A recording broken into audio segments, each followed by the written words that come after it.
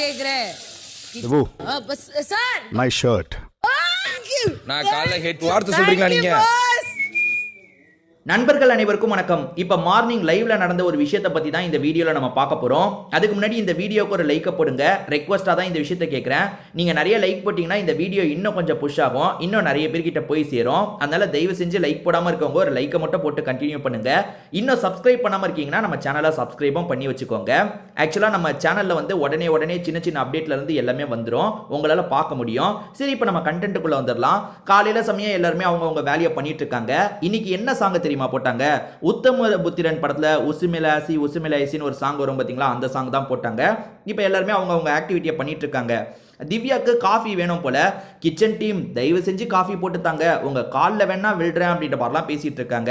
கனியாக்கா ப்ளீஸ்க்கா கொஞ்சம் வந்து போட்டு தாங்க அப்படின்ற மாதிரி சொல்லிட்டாங்க. அந்த இடத்துல சபரி வேற ஏதோ வேலை பண்ணிட்டு இருக்காரு, அதனால தான் கனியை இவங்க கூப்பிடுறாங்க போல.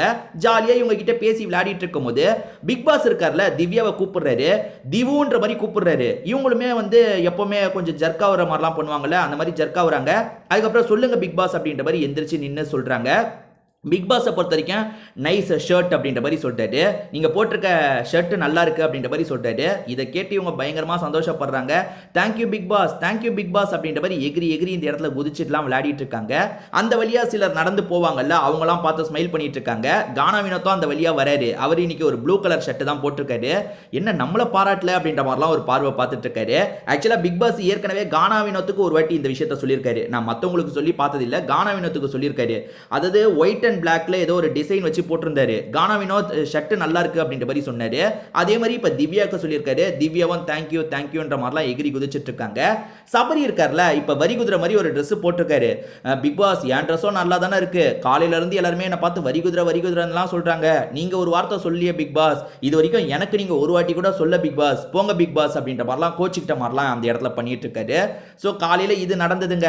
ஆனா இந்த இடத்துல வந்து அமித் நடமாடிட்டு தான் இருக்காரு. அமித் எப்பவுமே இந்த மாதிரி மற்றவங்களுக்கு சொன்னா லைட்டா ஸ்மைலாவது பண்ணுவார் பாத்தீங்களா. இந்த இடத்துல அமித் ஸ்மைலே பண்ணல, அவர் பாட்டுக்கு அவரோட வேலையை பண்ணிட்டு இருக்காரு.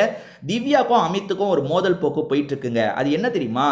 திவ்யா அன்னைக்கு ஒரு இஷ்யூ பண்ணாங்கல்ல, அப்படி அதாவது திவ்யா இஷ்யூ பண்ணல, கமருதீனால அது ஸ்டார்ட் ஆச்சு. ரெண்டு பேருமே மாத்தி சண்டைலாம் போட்டுக்கிட்டாங்க.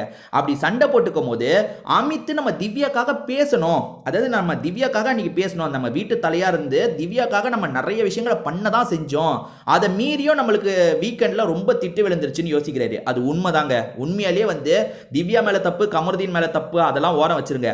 அமித் அந்த இடத்துல ஒரு தலையா செய்ய வேண்டியதை ஓரளவுக்கு செய்ய தான் செஞ்சாரு. யோசிச்சு பாருங்க, அமித் சிரிச்சாரா? இப்ப நிறைய வீடியோலாம் வருது, சாண்ட்ரா அமித் அவங்கலாம் டிஸ்கஸ் பண்றாங்க, எங்க கமருதீன் இப்படி பண்ணிருக்க கூடாது, போடி வாடிலாம் சொல்ல ஆரம்பிச்சிட்டான், அப்படிலாம் பண்ணிருக்க கூடாதுன்ற மாதிரி இவங்களுக்குள்ள பேசிட்டு இருக்காங்க.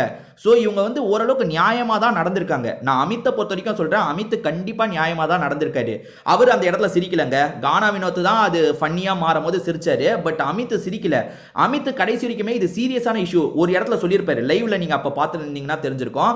கானா வினோத் நடந்த விஷயத்த சிரிச்சுக்கிட்டே சொல்லும் போது இது சிரிக்கிற விஷயம் இல்லைன்னா இது வந்து கொஞ்சம் சீரியஸான இஷ்யூன்ற மாதிரிலாம் பேசியிருப்பாரு. அப்படி பேசியும் வீக்கெண்ட்ல அடி வாங்கிட்டார்ல, அதனால அமித்துக்கு திவ்யா மேல ஒரு கோவம் ஏற்பட்டிருக்கு. திவ்யா கிட்ட பெருசா பேசவே மாட்டாரு. இதை பத்தி உங்களுக்கு ஏதாவது கருத்து இருந்தா கண்டிப்பா சொல்லுங்க.